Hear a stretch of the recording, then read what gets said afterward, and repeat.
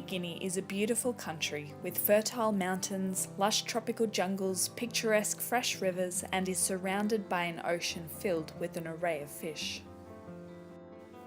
It is also the land of the unexpected, where in an instant these same features can create a disaster affecting people's lives, homes, gardens, and livelihood.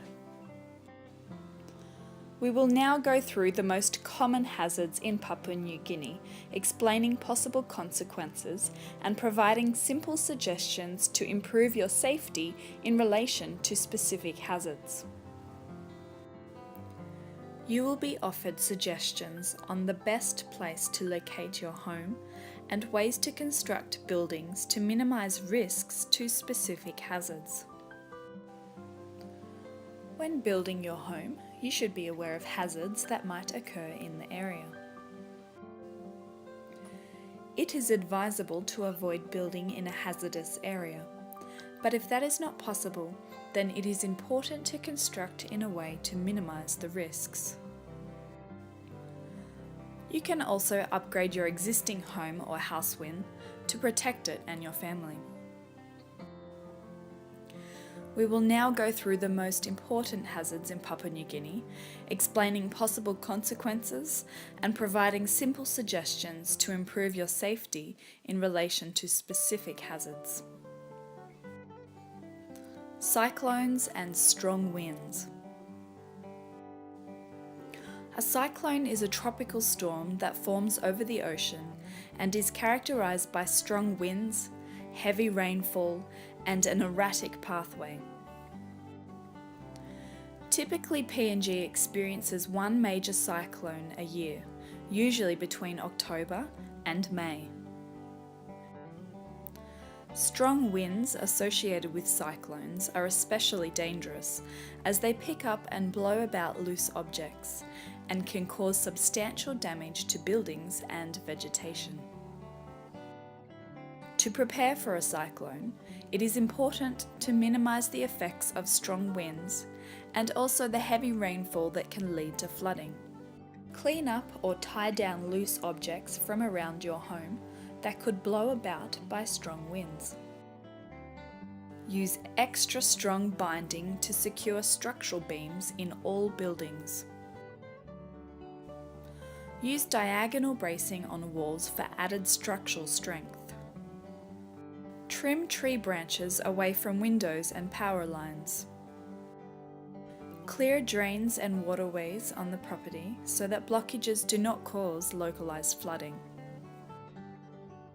Regularly repair and maintain your home to eliminate structural weakness that may cause it to be damaged in cyclonic conditions. Identify the safest room in the house and seek shelter there during the storm. In case of flooding, know the safest access route to nearest safe high ground. Prepare an emergency kit for the family, containing a portable radio with spare batteries, water containers, canned food with opener, spare clothes, masking tape for windows, and plastic bags.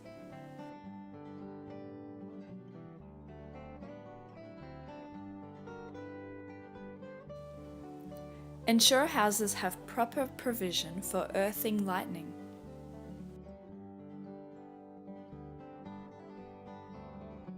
Please take note of these key points. PNG experiences one major cyclone between October and May. Cyclones can cause damage on buildings, loss of life and destruction of the environment. Clean up and tie down loose objects around your home. Ensure compliance with building standards. Roof joints, beams, and diagonal bracing of walls. Regularly repair and maintain your home to minimise structural weakness. Trim tree branches from windows and power lines. Clear drains and waterways to minimise localised flooding. Flooding.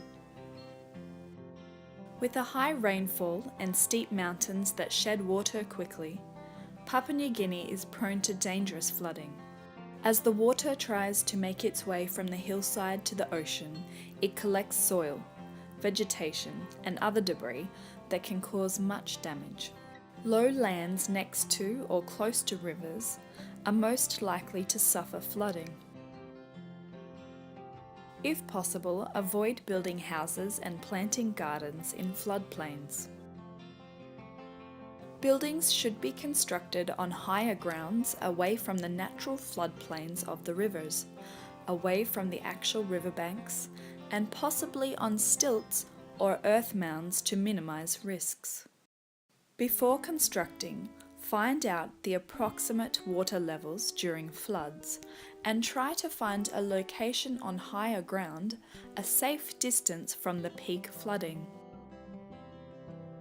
When constructing your home, consider bracing the walls with diagonal connections within the structure frame to increase the structural resistance. These diagonal bracings will make the building stronger to withstand the force of flood water and reduce the risk of collapse or severe damage of the building. If you live close to a riverbank, planting lines of trees along the riverside will create obstacles to flood water, reducing water speed and force. Although it may not prevent the water from reaching your home, this will help slow down the water, reducing its force of impact over the building and thereby minimizing the risk of collapse. Other things that you can do to reduce the risks of flooding. Minimize deforestation on the watershed areas like mountainsides as it causes high runoff.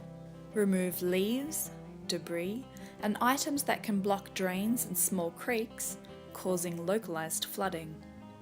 Construct pit toilets on higher ground to minimize the risk of flood waters filling the pit and spreading human waste. Identify where you could go if told to evacuate.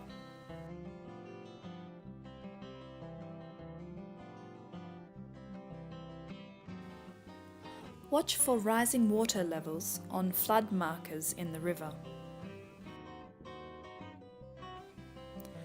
Store chemicals on high shelves to reduce contamination of flood water. Please take note of these key points. Avoid building your house and planting food gardens on floodplains. Build your house on higher ground or stilts and earth mounts. Use past flood marks when selecting site. Diagonal bracing on kunai house enhances structural resilience. Planting trees along riverside reduces water speed, which reduces the impact of floods on the infrastructure. Minimize deforestation to reduce runoff. Construct pit toilets on higher ground.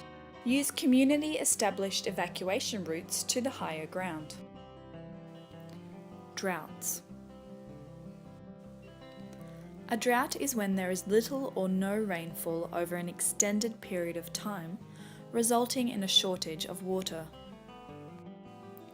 This lack of water limits food production and reduces water quality through relative increases in contamination, therefore having significant effects on health, the environment, the economy, and socially. If your area is subjected to regular droughts, then it is important to be prepared by collecting water, minimizing water wastage, and by planting gardens that can tolerate minimal watering. Collecting rain runoff from roofs during wet periods and storing rain in water tanks is an effective and hygienic way to store water for personal use. Make sure that all pipes and taps do not leak, and use water wisely, especially during periods of water shortage. Food production can be maintained during a drought by utilising conservation farming techniques such as keyhole gardens where grey water is used to maintain a lush food supply, or planting drought-tolerant crops and vegetables such as okra, sorghum or millet. It is also important to make sure that the available water stays clean and does not encourage mosquito breeding. Please take note of these key points. Ensure water supply by collecting water from the rooftop and storing it in protected containers. Plant drought-tolerant crops. Practice conservation farming and agriculture techniques that minimize water loss and increase production. Land planning system. Soil management techniques. Crop management techniques. Integrated watershed management. Landslides. A landslide is the movement of a mass of rock or soil down a slope. They can be caused by earthquakes, excessive rainfall, or through digging or natural erosion at the bottom of the slope and a lack of ground vegetation and trees that help to secure the hill slope in place. Buildings on the immediate top of an unstable mountainside are at risk of collapse during a landslide. It is equally risky for buildings located on the bottom of an unstable slope, as the landslide debris may fall onto the building, burying it or causing it to collapse. When constructing buildings in areas prone to landslides, it is wise to locate them at least 100 metres from the top edge and also the bottom of the mountain. This will create a safe area in between the building and the unstable slope, minimising the risk to the building and the people living in it. If after a heavy rain you suspect a landslide may happen, be alert of any abnormal sound, tilting of trees, or changes to river colour, and be ready to move to a safer area. Make sure everyone in your family knows what to do when a landslide occurs. If you need to evacuate, remember time is short, so save yourself and do not try to save your belongings. Do not enter any damaged buildings. You can help prevent some landslides by ensuring that prone hillsides are covered with vegetation. Replant new trees where trees have been cut down or have died, and do not fell trees. You can trim some branches or take off the dead wood, but do not cut the whole tree down or remove the bark of the main trunk. Please take note of these key points. Reduce erosion below slope. Plant trees on slopes. Build houses 100 metres away from the top edge or bottom of unstable slope. Be alert of abnormal sounds, tilting of trees and fences on the slope. Evacuate immediately to establish safe sites. Do not save belongings or enter damaged buildings. Volcanic eruptions. A volcano is an opening in our planet's crust through which magma can get out. Volcanoes take many shapes and sizes. They are not just the typical cone-shaped volcano we often see portrayed. Nor are all volcanic eruptions explosive. Volcanoes present many hazards, both from the molten magma, noxious gases, and ash that is expelled during an eruption, and also from other associated effects. When a volcano erupts, you must follow evacuation orders. There will be circumstances where an evacuation is not necessary, but it is still important to follow safety procedures.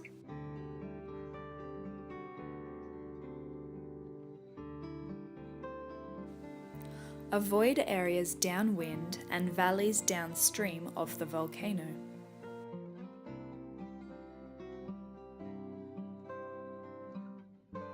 If caught indoors, close all windows and doors and bring animals and livestock into closed shelters. If trapped outdoors, seek shelter indoors. If caught in a rockfall, roll into a ball and protect your head.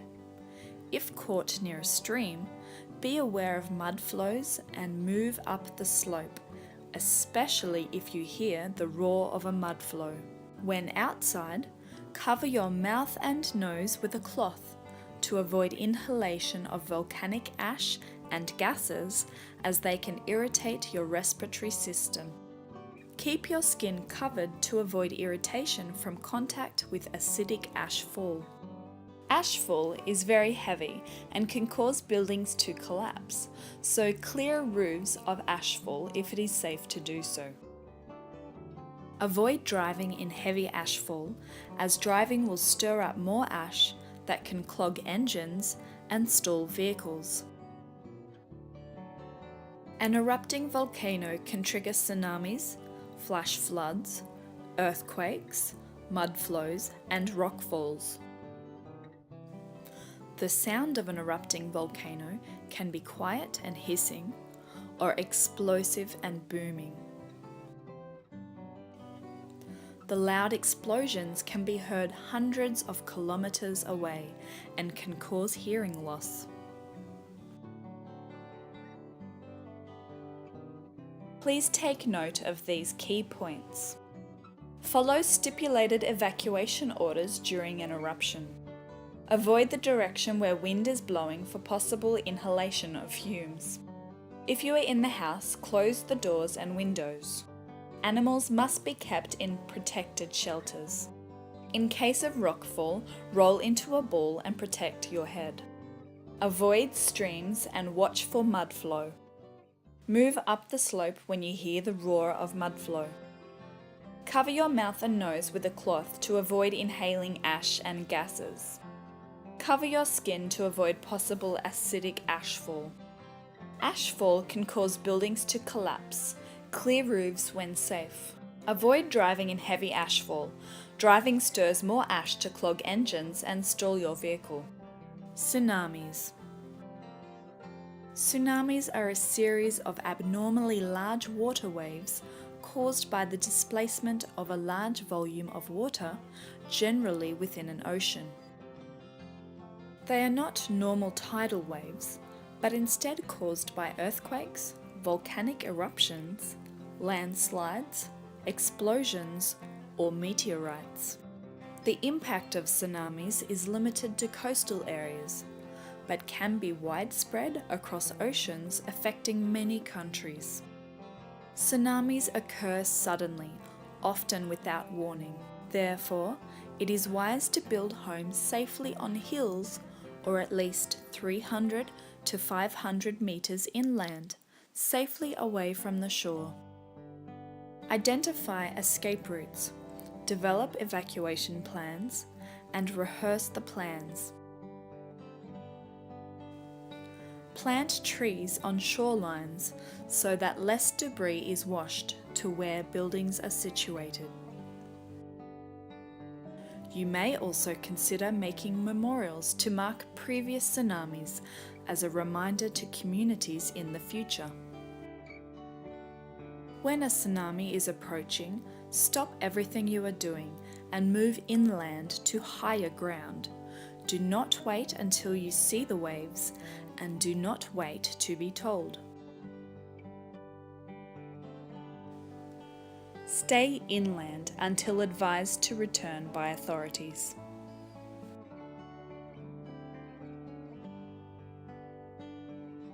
Take note of a series of abnormally large water waves caused by the displacement of large oceans of water induced by either earthquakes, volcanic eruptions, landslides. Locate your shelters safely on hills or 300 to 500 meters from the shoreline. Use escape routes and conduct drill to safe sites. Plant trees on the shoreline to reduce the wave impact. Mark memorials to mark previous tsunamis as a reminder to future generations. Stall all activities and move inland to higher ground. Do not wait to see waves and do not wait to be told. Stay inland until advised by authorities to move back. Sea level rise. Sea level rise is primarily due to thermal expansion of ocean water, with the melting of glaciers and ice sheets increasingly contributing to the impact. A rise in sea levels will displace the vast majority of people in coastal regions of PNG, necessitating a mass migration. Infrastructures and properties will be threatened and food crops destroyed. Open ocean shorelines and barrier reefs will be affected, as will the supply of fish and other aquatic creatures. If you live close to the coast, then you should consider relocating buildings and infrastructure further inland to a safer area. Planting mangroves and building seawalls along the coastline will provide some short-term protection. Instead of making major repairs on infrastructure close to the coastline, such as bridges, water supply, and drainage systems, go the extra effort and place them out of reach of the sea. Please take note of these key points. Plant mangroves and construct seawalls for short-term protection. Use raised gardens like keyhole gardens to protect crops from salination. Preserve food for the future in case of salinization of the soil. Earthquakes. An earthquake is the sudden shaking of the ground caused by movements deep within the Earth's outermost crust. Most earthquakes occur along fault lines when tectonic plates slide past or collide against each other. The main danger during an earthquake is from damaged buildings falling on people. The longer an earthquake lasts, the more extreme the damage. When constructing your home, consider using diagonal bracing within the wall frames as outlined previously. These diagonal bracings will increase the structural resistance of the building. Earthquakes can trigger landslides and tsunamis. They may also damage dam walls, causing flash flooding. Talk to your family about the safest areas for you to shelter during earthquakes. Also, decide on a place where you would meet in the event that you become separated. When an earthquake strikes, either go immediately to a safe room within a building or a clear area outside. If inside, shelter under a table, in the doorway, or against an inside wall where nothing can fall on you, and drop, cover, and hold on. Do not light matches or candles. Have a torch readily available at all times and use that instead if it is dark. If you are in a car, slow down and drive to a clear place and stay in the car until the shaking stops. Beware of fallen power lines, damaged roads, bridges, and landslides. After the earthquake, expect aftershocks or smaller earthquakes and continue to take precautions. Check yourself and others for injuries and give first aid for where necessary. Inspect your home for damage and get everyone out if your home is unsafe. If you live along the coast, be alert for news of tsunami warnings.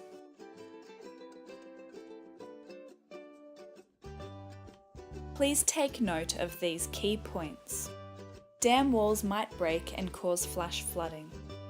Use a safe room in a building. Shelter under a table, in the doorway, or against a side wall away from falling items. In school, children need to drop, cover, and hold on below their desk or table. Have an emergency kit in place. If in your car, slow down, drive to a clear place, and stay inside until the shaking is over. Take note of aftershocks, fallen over power lines, damaged roads, bridges and landslides, and any news of tsunamis. Building safer houses. Before constructing a building, it is important to understand the type of soil over which it will be built and create safe, solid foundations. It is recommended that the top part of the foundation is a minimum of 60 centimetres below ground level. The bottom part of the foundation, as well as its size, will depend on the size and weight of the building and soil type.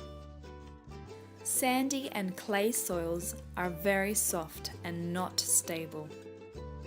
If your land is either on sand or clay, then make sure your foundations for your building are very deep and wide.